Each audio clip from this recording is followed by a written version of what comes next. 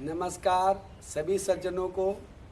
मैं पंडित राजेंद्र प्रसाद भट्ट आप लोगों को कुछ पर्व और व्रतों के बारे में, उत्सवों के बारे में जानकारी देने आया हूँ। सभी लोग कहते हैं कि पंडित जी ये विजयादशमी क्या होती है, इसका क्या तात्पर्य है, दिवाली क्यों मनाई जाती है, इस प्रकार के प्रश्न भक्त लोग हमसे पूछते हैं।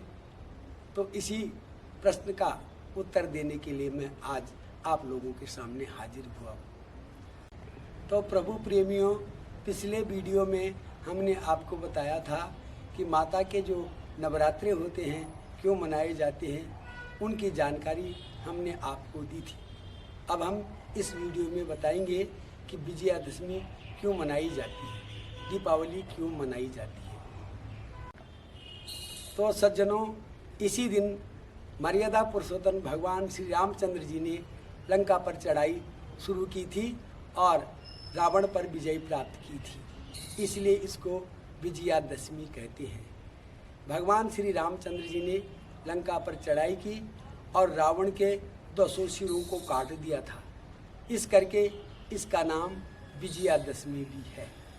तो भक्तों, जैसे कि आप जानते ही है, ये विजयादशमी हमारे देश का राष्ट्रीय त्यौहार है। सारे देश में लोग इसको मनाते हैं और इस प्रकार से ये विजयादशमी का त्यौहार होता है। ज्योतिर्निबंध में विजयादशमी का तात्पर्य लिखा हुआ है। भगवान शंकर बताते हैं कि इस दिन पर सायंकाल में तारा उदय होते वक्त विजय नामक काल होता है। इस वक्त किया हुआ प्रयत्न सफल होता है।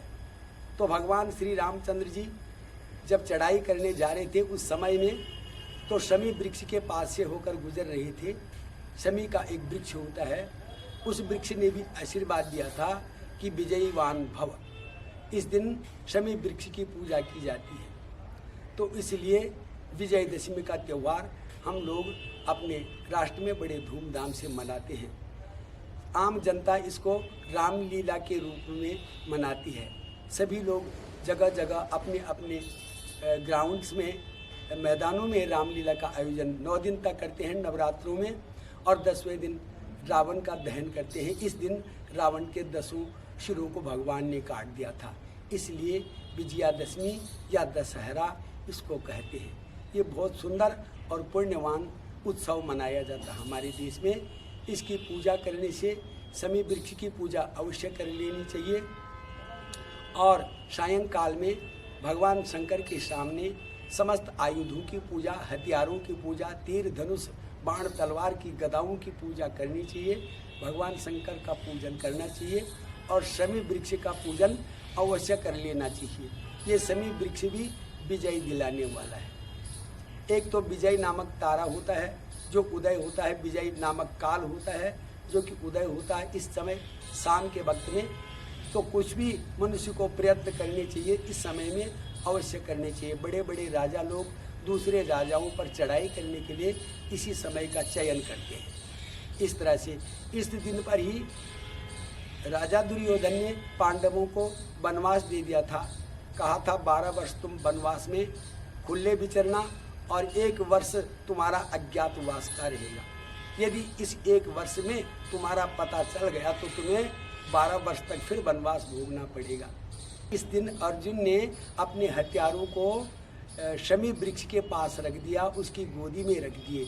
शमी वृक्ष ने इन्हें आशीर्वाद दे दिया और 1 वर्ष बाद जब उन्होंने हथियार वहाँ से निकाले अर्जुन ने, तो शमी वृक्ष ने इन्हें हथियार दे दिए और उनको भी कहा तुम शत्रुओं पर विजय प्राप्त कर लोगे, ऐसा आशीर्वाद दिया था। सज्जनों, तो इस विजयदशमी को, ये पर्व इस तरह से शमी वृक्ष की पूजा भी कर लेनी चाहिए। पत्र पुष्प इत्यादि से शमी वृक्ष को नमस्कार कर लेना चाहिए। शमी वृक्ष हमें अत्यंत सहायता प्रदान करते हैं, आशीर्वाद देते हैं। शमी वृक्ष जैसे पीपल पेड़ के पेड़ होते हैं, उसी प्रकार से शमी वृक्ष में भी इस दिन में योग्यता होती है भक्तों को वरदान देने की। तो इस तरह से ये विजयदशमी, दशहरे का त्यौहार लोग रामलीला के रूप में मनाते हैं। और इस दिन रावण, कुंभकर्ण और मेघनाथ को भगवान श्री रामचंद्र जी अपने बाणों से भेद करके उनके सिरों को, भुजाओं को काट लेते हैं, 20 भुजाओं को 10 सिरों को काट लेते हैं। इसलिए ये दशहरा बहुत पुण्यप्रद है। इसमें धर्म की विजय होती है, अधर्म का ह्रास हो जाता है और भगवान रामचंद्र जी वापस अपने अयोध्या आ जाते हैं। तो ये बड़ा महोत्सव है, बड़ा जानने वाला है, बड़ा पुण्यकारक महोत्सव विजयादशमी का है धर्म के तौर पर। तो इस प्रकार से ये विजयादशमी और दशहरे का त्यौहार आपको करना है और पुण्यों की प्राप्ति करनी है। धन्यवाद।